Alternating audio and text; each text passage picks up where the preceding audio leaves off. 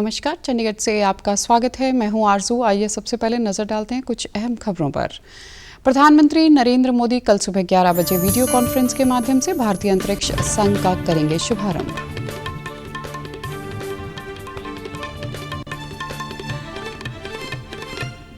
देश में अब तक लगाए जा चुके हैं 94 करोड़ 62 लाख से अधिक कोविड रोधी टीके। और पंजाब के मुख्यमंत्री ने केंद्र से निर्धारित किए गए कोयले के कोटे के मुताबिक कोयले की सप्लाई तुरंत बढ़ाने की अपील। अब समाचार विस्तार से। प्रधानमंत्री नरेंद्र मोदी कल सुबह 11 बजे वीडियो कॉन्फ्रेंस के माध्यम से भारतीय अंतरिक्ष संघ का शुभारंभ करेंगे। इस अवसर पर वे अंतरिक्ष उद्योग के प्रतिनिधियों से भी बातचीत करेंगे। भारतीय अंतरिक्ष संघ अंतरिक्ष और उपग्रह कंपनियों का प्रमुख उद्योग संगठन है, जो भारतीय अंतरिक्ष उद्योग का सामूहिक प्रतिनिधि होगा। यह नीतिगत परामर्श देगा, जिसमें सरकार और विभिन्न एजेंसियों सहित सभी हितधारकों को शामिल करेगा। भारतीय अंतरिक्ष संघ प्रधानमंत्री नरेंद्र मोदी के आत्मनिर्भर भारत की परिकल्पना के अनुरूप देश को आत्मनिर्भर, प्रौद्योगिकी सक्षम और प्रमुख अंतरिक्ष शक्ति बनाने में सहयोग देगा।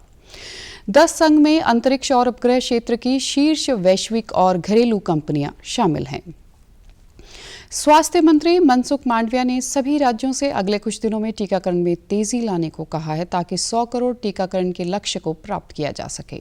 उन्होंने कल 19 राज्यों के प्रधान सचिवों और राष्ट्रीय स्वास्थ्य विभाग मिशन के निदेशकों के साथ कोविड स्थिति की समीक्षा की।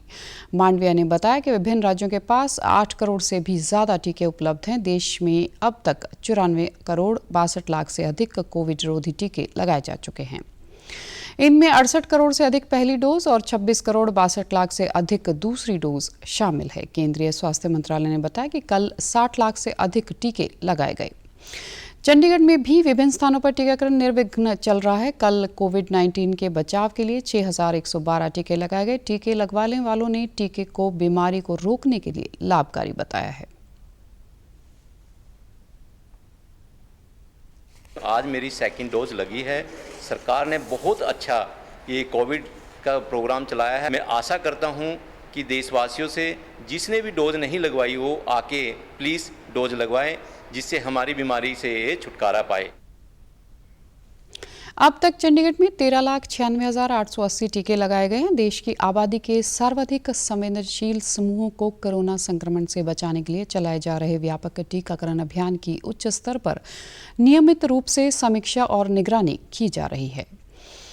भारतीय रेलवे त्योहारों के दौरान यात्रियों की भीड़ को ध्यान में रखते हुए आज से विशेष रेलगाड़ियां चला रहा है। रेलवे ने आज से 21 नवंबर के बीच 1500 विशेष रेलगाड़ियां चलाने की योजना बनाई है।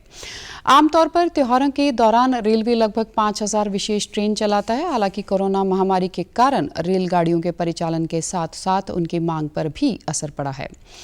हर वर्ष दशहरा से छठ पूजा तक पूर्वी भारत में रेलगाड़ियों की अधिक मांग रहती है। उत्तरी रेलवे ने आज से कई विशेष रेलगाड़ियां शुरू करने की घोषणा की है। वहीं दक्षिण रेलवे ने भी विशेष ट्रेन सेवा शुरू करने का निर्णय लिया है, जिनके लिए अग्रिम आरक्षण पहले ही शुरू हो चुका है। पश्चिमी रेलवे, दक्षिण मध्य रेलवे और दक्षिण पूर्वी रेलवे ने भी कई विशेष रेलगाड़ियां चलाने की घोषणा की है। इन रेलगाड़ियों में हावड़ा पुरी विशेष और हटिया दुर्ग विशेष ट्रेन शामिल हैं। पंजाब राज्य में धान की खरीद प्रक्रिया के कल 7वें दिन सरकारी एजेंसियों द्वारा 1,60,661 मीट्रिक टन धान की खरीद की गई है। इस संबंधी जानकारी देते हुए पंजाब के खाद्य एवं नागरिक आपूर्ति मंत्री भारत भूषण आशु ने बताया कि खरीद प्रक्रिया के 7वें दिन राज्य की मंडियों में 6,74,253 मीट्रिक टन धान की फसल सरकारी एजेंसियों द्वारा और 12,915 मीट्रिक टन मिलर्स द्वारा खरीदा गया है। उन्होंने बताया कि राज्य की मंडियों में खरीद प्रक्रिया के 7वें दिन 1,72,512 मीट्रिक टन धान की आमद हुई है। आशु ने बताया कि अब तक राज्य में कुल 7 करोड़ 53,82,000 मीट्रिक टन धान की आमद हुई, जिसमें से 6,87,168 मीट्रिक टन धान की खरीद हो चुकी है। उन्होंने कहा कि विभाग द्वारा किसानों की 612 लाख 34 करोड़ की राशि क्लियर कर दी गई है। इसी दौरान मुख्यमंत्री चरणजीत सिंह चन्नी के आदेशों पर कार्रवाई करते हुए खरीद प्रक्रिया की उच्च स्तरीय समीक्षा की गई। मीटिंग की अध्यक्षता अतिरिक्त मुख्य सचिव विकास डी.के. तिवारी ने की।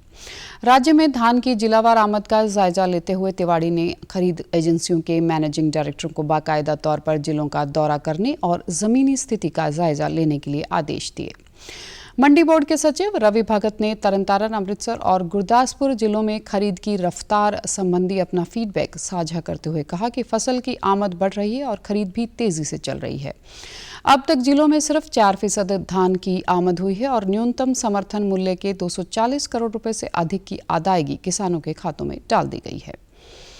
पंजाब के मुख्यमंत्री चरणजीत सिंह चन्नी ने केंद्र सरकार से राज्य के लिए निर्धारित किए गए कोयले के कोटे के मुताबिक कोयले की सप्लाई तुरंत बढ़ाने की अपील की है, जिससे बिजली संकट पर काबू पाया जा सके। उन्होंने कहा कि कोयले के भंडार घटने के कारण राज्य के थर्मल प्लांट बंद हो सकते हैं, क्योंकि अगले कुछ दिनों में मौजूद भंडार भी खत्म होने की संभावना है। राज्य की बिजली की स्थिति का जायजा लेते हुए मुख्यमंत्री ने कहा कि कोयले की उचित सप्लाई न मिलने के कारण सभी थर्मल प्लांट पूरी क्षमता के साथ बिजली उत्पादन करने के योग्य नहीं। हालांकि मुख्यमंत्री ने अपनी सरकार की दृढ़ प्रतिबद्धता दोहराते हुए कहा कि जहां भी धान की फसल पकने तक सिंचाई के लिए बिजली की जरूरत है, वहां सप्लाई को सुनिश्चित बनाया जाएगा। उन्होंने कहा कि शहरों और गांवों में घरेलू उपभोक्ताओं के लिए बिजली कट लगाए जा रहे हैं, जिससे कृषि क्षेत्र के लिए उचित बिजली सप्लाई सुनिश्चित बनाने के साथ साथ ग्रिड अनुशासन को कायम रखा जा सके। पीजीआई गोल मार्केट स्थित जन औषधि केंद्र पर आज अमृत महोत्सव मनाया गया। प्रधानमंत्री भारतीय जन औषधि केंद्र की ओर से आज देश भर में आजादी का अमृत महोत्सव मनाया गया। इसके अंतर्गत स्वास्थ्य जांच शिविर लगाया गया। शिविर में बीपी, शुगर व खून की जांच की गई। इस अवसर पर 75 साल से ज्यादा उम्र वाले नागरिकों को प्राथमिक चिकित्सा किट भी दी गई। कार्यक्रम के दौरान चंडीगढ़ के मेयर ने बताया कि जन औषधि केंद्र से मरीजों को और बहुत लाभ हो रहा है, जहां उन्हें सस्ते दामों पर दवाएं उपलब्ध हो रही हैं। देश के प्रधानमंत्री जी ने इसकी जब शुरुआत करी थी तो कहीं ना कहीं बहुत सारे प्रश्न उस समय उठ रहे थे कि क्या मेडिकल की दुनिया में ये संभव भी है, क्या वो जो 100 रुपए में बिकने वाली, 200 रुपए में बिकने वाली दवाई है वो 20 रुपए या 30 रुपए में आ भी सकती है। मगर प्रधानमंत्री जी एक बात और जरूर कहते हैं कि अगर नीयत और नीति ठीक हो तो कुछ भी संभव है। तो वो उन्होंने करके दिखाया और देशवासियों को जिस तरह से आज आपके जन औषधि केंद्र है उनसे जो फायदा मिल रहा है, वो हमारे जितने सीनियर सिटीजन खासकर यहाँ बैठे हैं, आप उसका प्रमाण हैं। जन औषधि परियोजना के अंतर्गत अभी तक सभी विशिष्ट श्रेणियों की दवाइयों जैसे कि मधुमेह, रक्तचाप, गैस्ट्रो, कैंसर, एलर्जी इत्यादि उपलब्ध हैं। नगर निगम चंडीगढ़ के अधिकार क्षेत्र में आने वाले गांवों में मूलभूत सुविधाएं उपलब्ध करवाने के लिए पंजाब के राज्यपाल और चंडीगढ़ के प्रशासक बनवारी लाल पुरोहित ने 13 गांवों में होने वाली विभिन्न विकास परियोजनाओं की आधारशिला बहलाना गांव में सांसद किरण खेर की वर्चुअल उपस्थिति में रखी। इस मौके पर मेयर रविकांत शर्मा, प्रशासक के सलाहकार धर्मपाल, चंडीगढ़ प्रशासन और नगर निगम के अन्य वरिष्ठ अधिकारी उपस्थित थे। राज्यपाल ने कहा कि वह समझ सकते हैं कि कोविड महामारी के कारण विकास कार्यों की गति कुछ हद तक बाधित है, लेकिन काम करने की मंशा चंडीगढ़ के अधिकारियों में बरकरार है। सीवरेज और जलापूर्ति योजनाओं के क्रियान्वयन से लगभग 1 करोड़ 30 लाख की आबादी लाभान्वित होगी। अब खबरें फटाफट। केंद्र सरकार ने अब तक राज्यों और केंद्र शासित प्रदेशों को 95 करोड़ 96 लाख से अधिक कोविड रोधी टीके निःशुल्क करवाए उपलब्ध। हरियाणा पुलिस की एसटीएफ ने कंप्यूटर हैकर विभिन्न प्रतियोगी परीक्षाओं को हल करने वाले गिरोह के 7 आरोपियों को किया काबू। कब्जे में लिए 1200 computer, 130 hard disk, 6 laptop, pen drive, खाली चेक और 10 मोबाइल।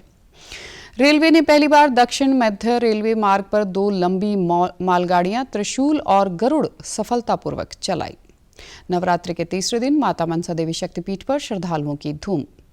कोरोना वायरस का खतरा अभी टला नहीं है, इसलिए सभी से निवेदन है, बाहर जाने के समय मास्क जरूर पहनें, सामाजिक दूरी बनाए रखें, बार बार अपने हाथ साबुन से धोएं और सैनिटाइजर का इस्तेमाल करें। वैश्विक महामारी कोविड-19 जिसका कहर संपूर्ण मानव जाति को अपनी आगोश में ले चुका है।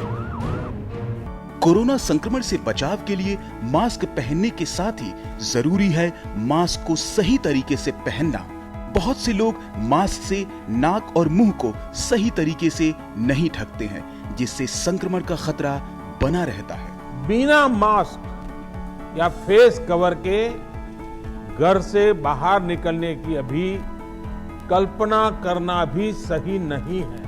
Mask up India.